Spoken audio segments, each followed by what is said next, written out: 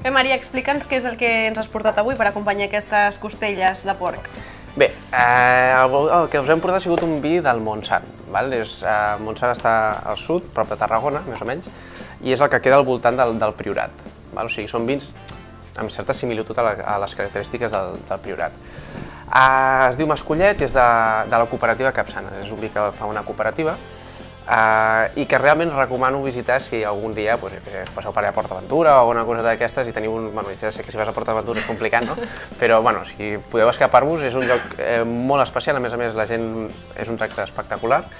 I al ser cooperativa, doncs també, si coneixes la gent, o sigui, els propietaris de cadascuna de les vinyes, doncs cadascú t'explica les seves històries i realment és molt proper, és una bodega molt petita però molt propera. Nosaltres el que hem portat ha sigut el Mascollet 2010, en aquest cas, que és un vi que creiem que lligarà amb el porc pel tema de la fruita. Com que també, a part de la carn de porc, que és una carn bastant gustosa, que per això també hem triat un vi negre, perquè és una carn amb bastanta personalitat, ha sigut un dels motius claus per agafar el vi negre, el fet que acompanyava tot el mango, la papaya, ens ha fet agafar un vi jove amb el que potenciarem més la fruita. Tot i així, és un vi que també porta una mica de fusta, el que ens dona una miqueta d'estructura per acabar de lligar-ho també amb el porc, perquè el porc no és carn d'aquesta suau, sinó que és una carn més contundent. Està fet de 5 varietats de raïm diferents, que són la garnatxa, el monestrell, el samsó i la cabernet sauvignon, amb el que ens aporta una disparitat d'aromes a fruita negra molt interessants. Cadascuna de les varietats de raïm ens aporta diferents punts de vista, com si diguéssim, d'aquesta fruita negra.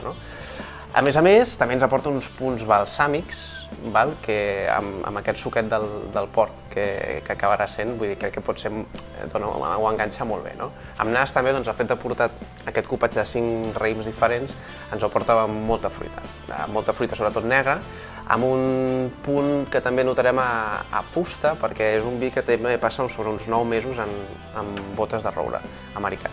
No són noves, amb el que l'aroma a fusta no és molt predominant, perquè el que busquem precisament és un vi més aviat jove, però sí que ens aportarà una complexitat aromàtica que, com que el plat de per si porta moltes varietats, molts contrastos, fruita, porta la carn, doncs una miqueta també juguem amb el vi amb aquest aspecte. És un vi que també us recomano prendre no a temperatura ambient, una miqueta més fresquet, precisament perquè és jove, és un vi negre jove, llavors sobre els 14 graus entra perfecte, i crec que acompanyarà molt bé. De seguida el tastarem ja, de seguida. Amb les costelles. De seguida. Recordem que aquest vi el poden trobar a les bodegues Rosàs, que també per qualsevol dubte que tinguin us poden trobar a les xarxes socials de Facebook i de Twitter, i què més els hem de dir? I que si venen a casa, òbviament tindran un descompte amb els productes... Que també és molt important, això, Els temps que corren, sí. Molt bé, doncs moltes gràcies, Maria. A vosaltres.